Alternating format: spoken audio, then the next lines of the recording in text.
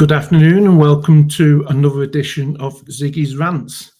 And today, my rant is going to be about what happened yesterday in Parliament when threats were made by the Cabinet of the SNP, the Parliament, the government, the threats by Shona Robinson. Now, the words used were you're going to have a fall from a great height.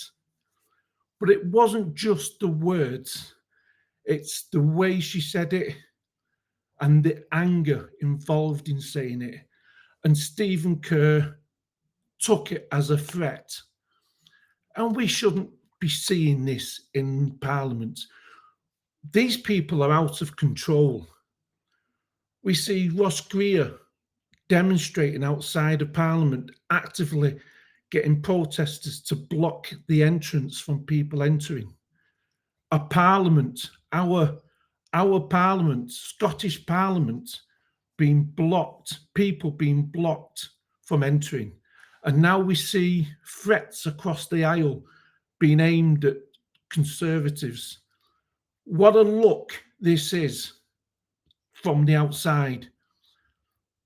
And we are now seeing, with the likes of Murdo Fraser, showing on Twitter an open letter with the bloke's email address on and everything, full of threats, calling him he's not Scottish, he's of English, he's bound to have been from English blood, he's from English parents, and all this nonsense because he doesn't want independence, because he dares to stand up to nationalists.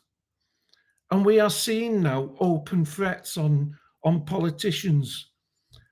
And it all stems from the language being used in Parliament. And when Stephen Kerr stands up and asks the presiding officer what she's going to do about this and what's the procedure for this, she gives, and by the way, the cabinet had walked out by then. Shona Robinson had gone, she'd left.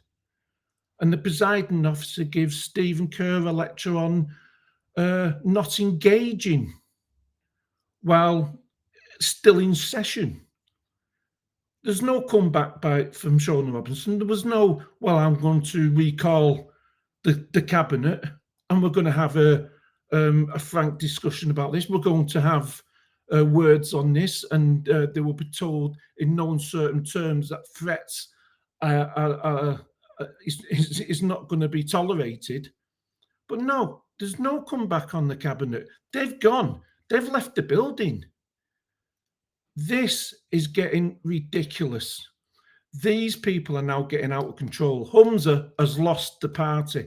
He's lost the control that Sturgeon, even though I'm completely don't agree with anything Sturgeon's done. I think she was a shocking First Minister. The police investigation's still going to have to do its course. So I won't really go into that. But she had control of that party. This is an out of control government, out of control Parliament. Open season on Conservatives, on Labour, and able to say what they want. The presiding officer has to be stronger. The presiding officer has to control this. But Humza has to control his own party. He's got to get him in check and start laying down some laws and some at least decency within this party again, because at the moment they are completely and utterly out of control.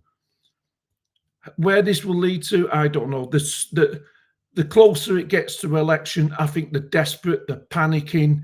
They know they're going to lose a lot of seats at the general election. And I think they're starting to worry about Holyrood elections in a couple of years' time. And I think they're a party on the way down, and I think they know that, and they're taking as many down as with them as possible.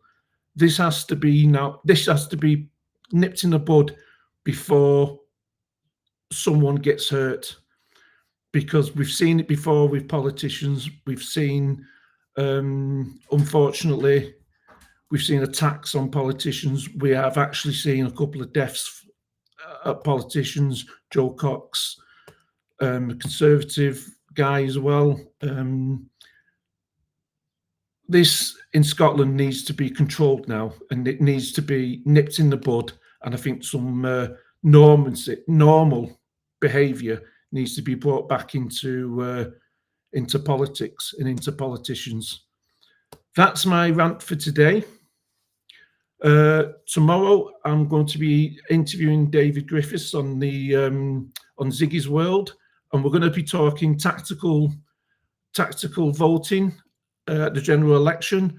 And I'm also going to be discussing what's been happening recently and getting David's opinion on this. So until then, thank you for listening. Please subscribe and like if you do, and leave comments, because it's always good to have some comments left as well. So until next time, take care.